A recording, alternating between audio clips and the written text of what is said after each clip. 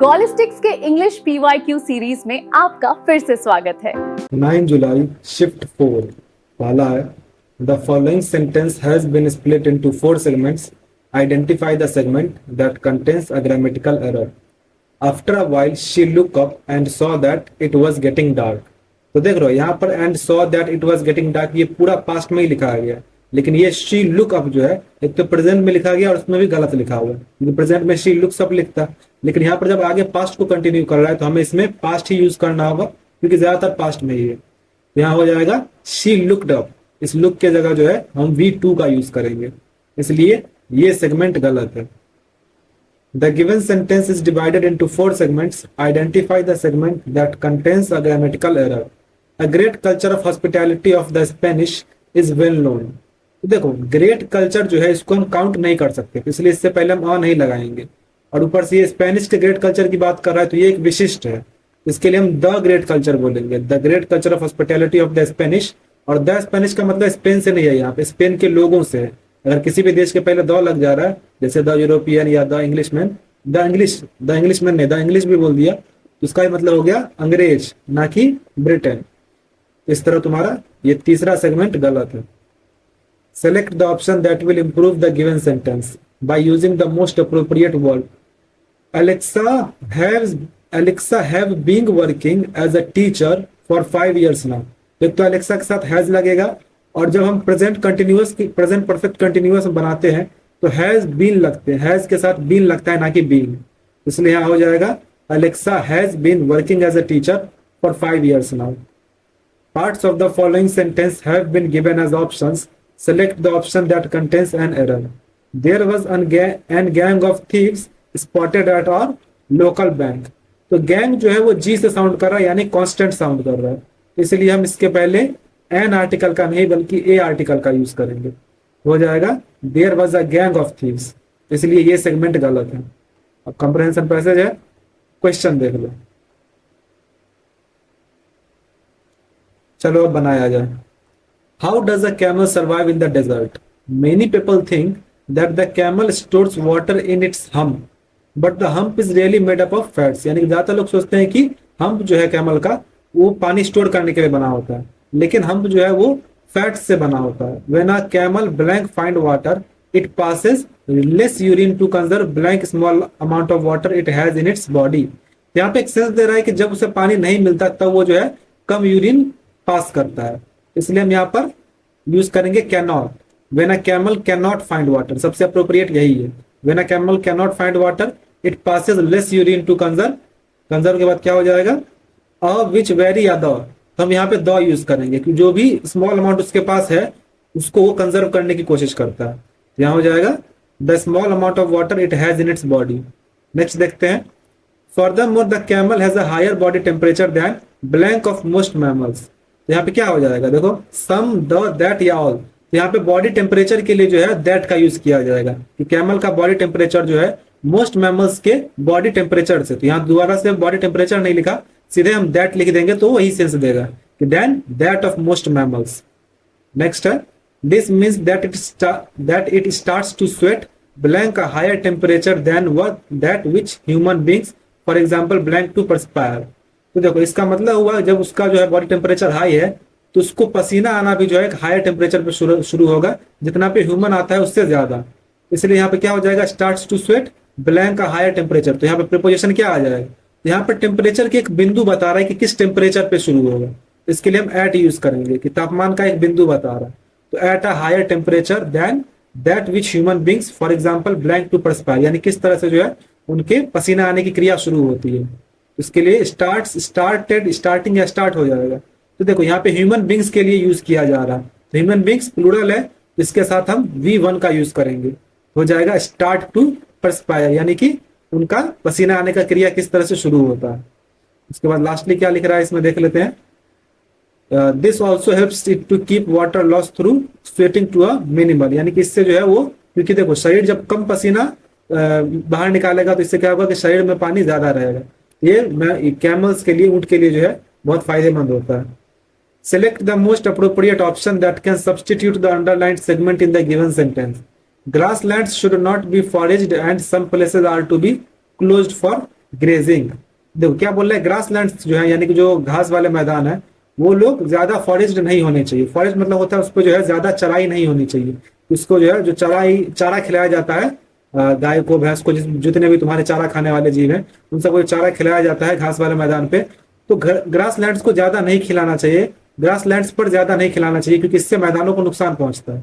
और कुछ प्लेसेस जो है वो चारा खिलाने के लिए यानी ग्रेजिंग के लिए बंद कर दिए जाने चाहिए। तो इसको तुम्हें सब्सटीट्यूट करना है, तुम कर सकते हो over grazed and some area should be closed for grazing. कि ग्रास लैंड्स जो है यानी कि तुम्हारे जो घास वाले मैदान है वो ज्यादा ओवर ग्रेज्ड नहीं होने चाहिए, यानी उनमें ज्यादा चराई नहीं होनी चाहिए क्योंकि उससे घास के मैदानों को नुकसान पहुंचता है। And some places are to be, यहाँ हो जाएगा सम एरियाज, प्लेसेस के जगह पे एरियाज ज्यादा सुटेबल है और एरियाज के बाद आर नहीं बल्कि शुड हो जाएगा, should be closed for grazing. हालांकि यहाँ क्लोज्ड की जगह पे रेस्ट्रिक्टेड लिखता है तो ज्यादा अच्छा लगता, लेकिन चलो क्लोज्ड भी सही है। Select the most appropriate option that can substitute the underlined word in the given sentence. Modest stores and welcoming residents populated the charming tiny town.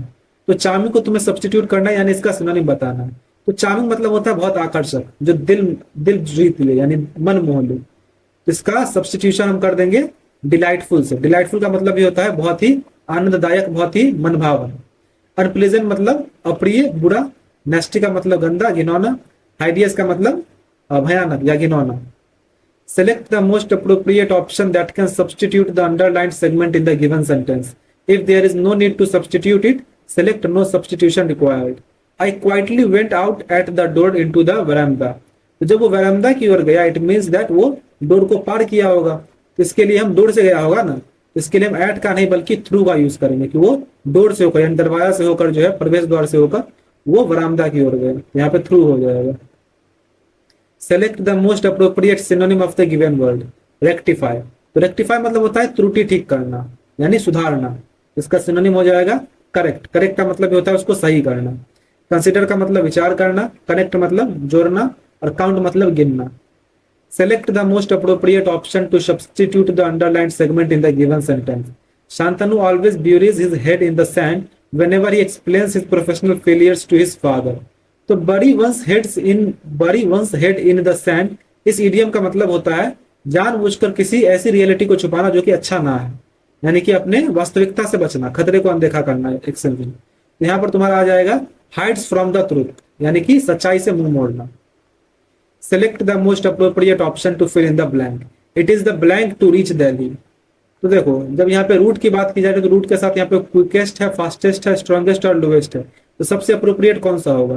तो रूट में जो है जो सबसे जल्दी तुम्हें वहां पे पहुंचा दे यानी कि कुशल मार्ग की बात की जा रही है, तो इसके लिए सबसे अप्रोप्रिएट होगा वो होगा fastest route. It is the fastest route to reach Delhi क्योंकि तुम्हें वो सबसे जल्दी पहुंचा देगा। Select the most appropriate antonym of the underlined word. We should not run after transient pleasures of the world. तो ट्रांजिएंट मतलब होता है अल्पकालिक, क्षणिक यानी टेम्पररी। तो टेम्पररी जो प्लेजर्स हैं दुनिया के उसमें हमें जो है उसके पीछे नहीं भागना चाहिए। इसका एंटोनिम हो जाएगा परमानेंट। परमानेंट मतलब होता है जो स्थायी रहे यानी हमेशा रहने वाला। जॉयफुल का मतलब आनंदमय, अननेचुरल मतलब अप्राकृतिक और सिंफुल का मतलब पापी। Select the most appropriate option that can substitute the underlined segment in the given sentence. Things that do not come from the ground not safe to compost. तो यहाँ पर देखो जब यहाँ पे थिंग्स बोल रहा है कि जो ग्राउंड में things that do not come from the ground यानी कि जो ग्राउंड से नहीं आते हैं, उसके बाद फिर यहाँ पर हम एक हेल्पिंग वर्ब का यूज करेंगे कि वो जो है कंपोस्ट करने के लिए सेफ नहीं है। यहाँ पे थिंग्स के लिए जो हम हेल्पिंग वर्ब यूज करेंगे वो आ जाएगा तुम्हारा आर, क्योंकि थिंग्स प्लूरल है तो उसके साथ आर ही आएगा। Things are not safe to compost. Fill in the blank with the most appropriate antonym of the underlined word. In spring the leaves are bright green whereas they appear blank in autumn. तो इसका antonym बताना है bright का। तो bright मतलब होता है चमकीला, तो इसका एंटोनिम हो जाएगा इनमें से डल। स्प्रिंग में जो है वसंत ऋतु में बहुत चमकीले होते हैं घास, लेकिन वही ऑटम में जो है वो फिर उसकी चमक खत्म हो जाती है यानी वो चमक खो देते हैं यानी फीका लगने लगते हैं, बेजान लगने लगते हैं। इसके लिए हम डल का यूज करेंगे। ल्यूमिनस का मतलब चमकीला होता है, ग्लीमिंग का मतलब चमकदार ही और डेजलिंग का मतलब जो एकदम चकाचौंध कर दे। Select the most appropriate option to fill in the blank. The blank of the well is 2 tons. तो वेल का क्या हो सकता है 2 टन? तो उसका वजन हो सकता है, तो हो जाएगा वेट। ये वेट मतलब होता है वजन, ये वेट मतलब हुआ गीला, वेट मतलब हुआ इंतजार करना और वीईटी वाला जो वेट है इसका मतलब होता है जानवरों का doctor. Select the option with the correct spelling to replace the underlined word in the given sentence.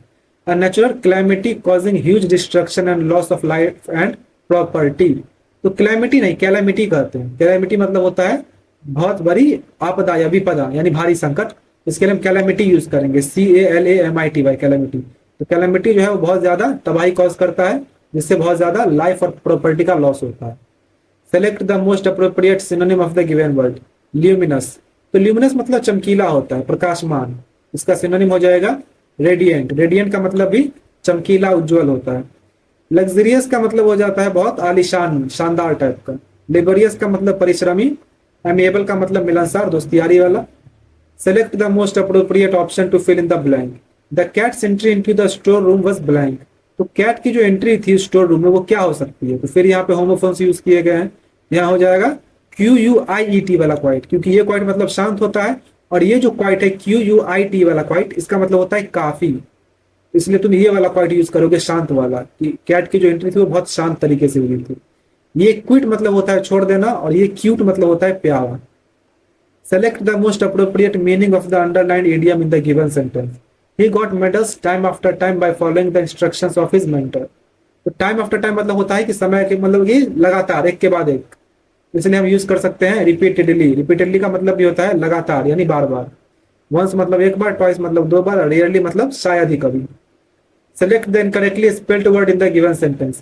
King Zheng is known to lead an army of 1,000,000 armored soldiers, 1,000 chariots and 10,000 horses in his mission to conquer the neighboring kingdoms. यहाँ mission गलत लिखा हुआ है, इसमें तीन तीन ऐसे लिख दिए। मिशन में 2 ऐसे होते हैं, इसलिए तुम्हारा ये गलत है। फिर शैरियट सही है। शैरियट मतलब होता है रथ, 1000 मतलब 1000, और किंगडम मतलब राज्य। Identify the most appropriate antonym of the underlined word in the following sentence.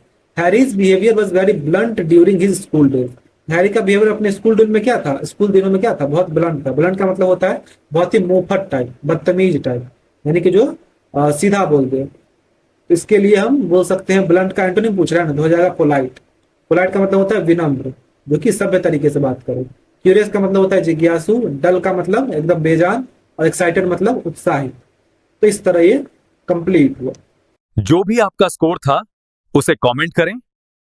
मिलते हैं अगले वीडियो में।